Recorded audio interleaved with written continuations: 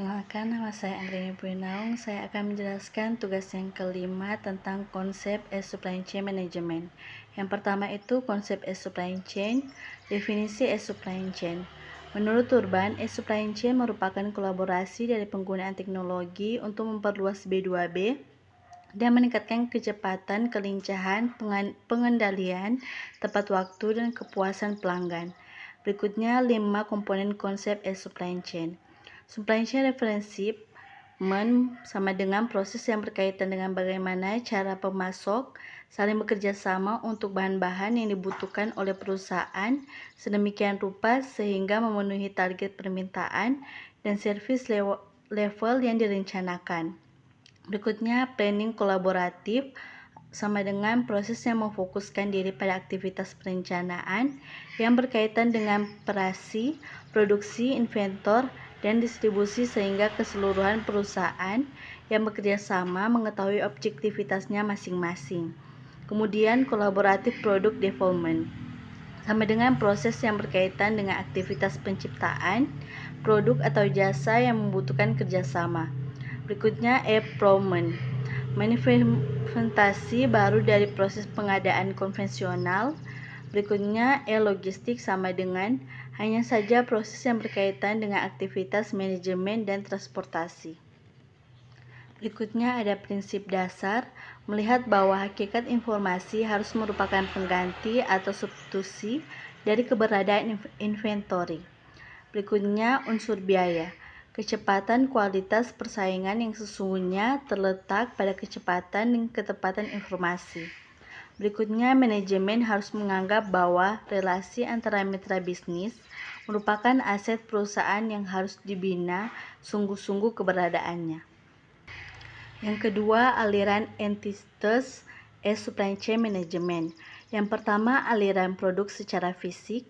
Kedua, aliran uang sebagai bukti pembayaran. Ketiga, aliran informasi yang berkaitan dengan aktivitas jual beli. Yang ketiga, aspek pengembangan supply chain management.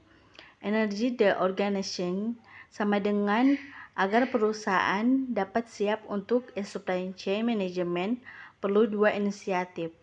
Entrepreneurship vision sama dengan visi perusahaan mendefinisikan perilaku dan kemampuan pesaing yang dimiliki oleh infrastruktur yang sekarang dan jaringannya supply chain management.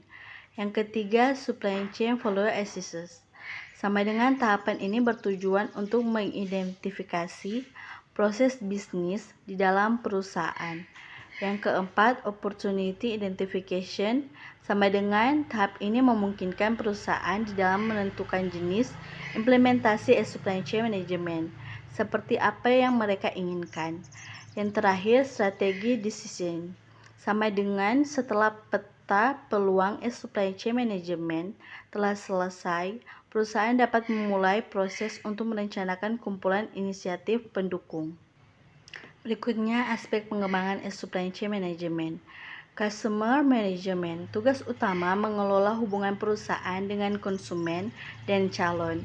Dalam bisnis, manfaat pendaftaran antara lain memudahkan perusahaan dan mengenali pelanggannya, memberikan banyak kegunaan bagi pelanggan terkait berdasarkan keinginan, kebutuhan, dan karakteristik unik masing-masing, mempermudah interaksi atau komunikasi di antaranya, terutama untuk hubungan jangka panjang. Bagi pelanggan diperoleh kemudahan fasilitas seperti pemberian kredit. Berikutnya, katalog manajemen. Memusatkan dari diri pada produk atau jasa yang ditawarkan oleh perusahaan seperti jenis produk, deskripsi, karakteristik, spesifikasi, informasi tambahan berupa harga atau stok barang, gambaran produk, dan multimedia. Produk digital ditawarkan pula sebagaimana dari produk mereka. Terakhir ada order management. 2 aliran kegiatan yang harus dicermati yaitu aliran informasi dan keuangan. Kompleksitas jual beli mulai tampak. Perbedaannya dengan dunia nyata yaitu dipergunakan adalah dokumen berbasis elektronik. Perusahaan yang harus terlebih dahulu membayar telah diterima dari konsumen. Berikutnya ada delivery management. Pengiriman produk yang dibeli ke pihak konsumen untuk barang digital, pengiriman dapat dilakukan lewat email, download, dan lain-lain. Barang berbentuk fisik dibutuhkan aktivitas pengiriman produk oleh kurir. Beberapa informasi yang diperlukan yaitu tanggal produk yang diambil, kurir yang dipercayakan untuk mengirimkan produk, tipe pengemasan atau packaging, durasi pengiriman, dan sebagainya. Berikutnya ada inventory management. Inti dari pengelolaan inventory yaitu kapan atau waktu pengembalian produk dari gudang harus dilakukan, dengan berapa banyak kuantitas produk yang diambil, dengan memperhatikan berbagai kendala semacam lead time, biaya gudang, opportunity loss, dan sebagainya. Yang terakhir, nomor 4, extra price, net worth, follow. Di dalam manajemen supply chain kerap dikenal 3 istilah teknologi internet atau informasi. Yang pertama adalah intranet, sama dengan jaringan yang menghubungkan seluruh karyawan pertama perusahaan tanpa mengenal batasan geografis. Yang kedua, internet. Bagi semua atau seluruh perusahaan, internet kerap kali digunakan sebagai media untuk menghubungkan dengan cara pelanggan yang tersebar di berbagai lapisan masyarakat dan berbagai daerah yang ada. Yang terakhir, extranet, sama dengan dihubungkan sebagai jaringan perusahaan dengan mitra kerja.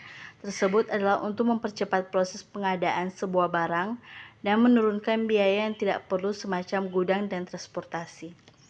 Demikian penjelasannya, terima kasih.